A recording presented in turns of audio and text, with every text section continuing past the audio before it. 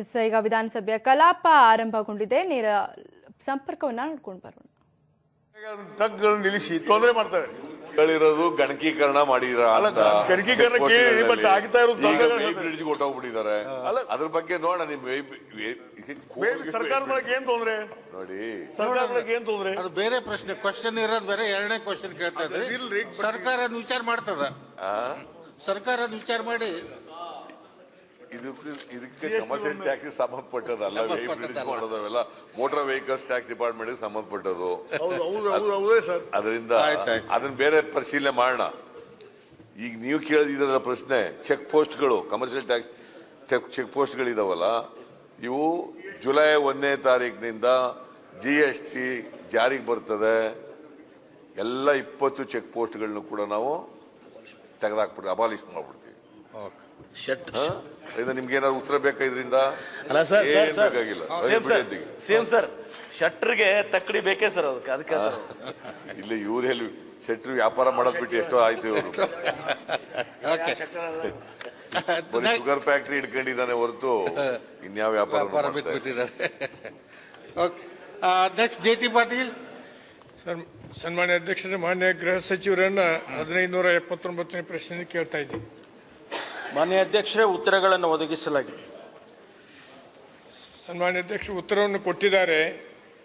ಬಾಗಲಕೋಟೆ ಜಿಲ್ಲೆಯಲ್ಲಿ ಒಟ್ಟು 1351 ಪೊಲೀಸ್ ಸಿಬ್ಬಂದಿ ಕೆಲಸ ನಿರ್ವಹಿಸಿದ್ದಾರೆ.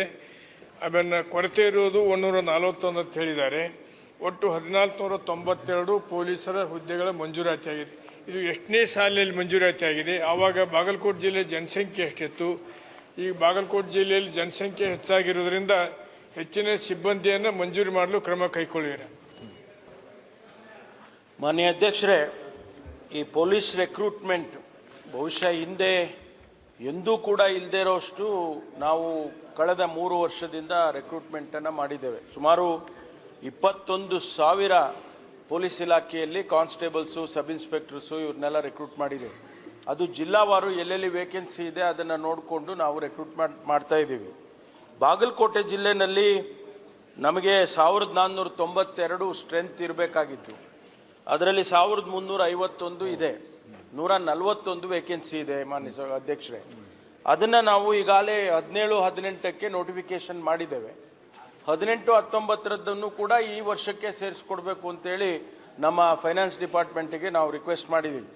ಅದು ಅಪ್ರೂವಲ್ ಆಗಿ ಬಂದ ಮೇಲೆ ನಾವು ಈ 141 ವೇಕೆನ್ಸಿಗಳನ್ನು ಕೂಡ ತುಂಬೋದಕ್ಕೆ ಕ್ರಮ ತಗೊಳ್ತೀವಿ.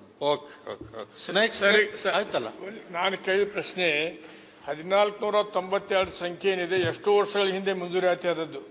ಈಗ ಬಾಗಲಕೋಟೆ ಜಿಲ್ಲೆ ಜನಸಂಖ್ಯೆ ಜಾಸ್ತಿ ಆಗಿ ಅದಕ್ಕೆ ಮಂಜೂರಾತಿ ಹುದ್ದೆಗಳನ್ನು ಹೆಚ್ಚಿಗೆ ಮಂಜೂರು ಮಾಡಿಕೊಡ್ತಾರೆ ಅನ್ನೋಂಥ ಪ್ರಶ್ನೆ ನಾನು ಪ್ರಶ್ನೆ ಕೇಳಿದ್ದೀನಿ. ಅಲ್ಲ, ಅದನ್ನ ಇಡೀ ರಾಜ್ಯದಲ್ಲೇ ನಾವು ಎಕ್ಸಾಮಿನ್ ಮಾಡಬೇಕಾಗ್ತದೆ ಮಾನ್ಯ ಅಧ್ಯಕ್ಷರೇ. ಬಹಳ ಇತ್ತೀಚೆಗೆ ಜನಸಂಖ್ಯೆ ಜಾಸ್ತಿ ಆಗಿದೆ. ಆಧಾರದ ಮೇಲೆ ನಾವು ಅಲ್ಲಿ ಸಿಬ್ಬಂದಿಯನ್ನು ಕೂಡ ನಾವು ಪುನರ್ ಪರಿಶೀಲನೆ ಮಾಡಿ ಕ್ರಮ ತಗೊಳ್ಬೇಕಾಗ್ತದೆ. ಅದನ್ನ ಪರಿಶೀಲನೆ ಮಾಡ್ತೇನೆ. ನೆಕ್ಸ್ಟ್ ಶಿವರಾಜ್ ಪಾಟೀಲ್. 1583ನೇ ಪ್ರಶ್ನೆಯನ್ನು ಮಾನ್ಯ ನಗರಾಭಿವೃದ್ಧಿ ಸಚಿವರಿಗೆ ಕೇಳಲಿಕ್ಕೆ ಬಯಸ್ತೇನೆ ಸರ್. ಮಾನ್ಯ ಸಭಾಧ್ಯಕ್ಷರ ಉತ್ತರವನ್ನು ಒದಗಿಸಲಾಗಿದೆ.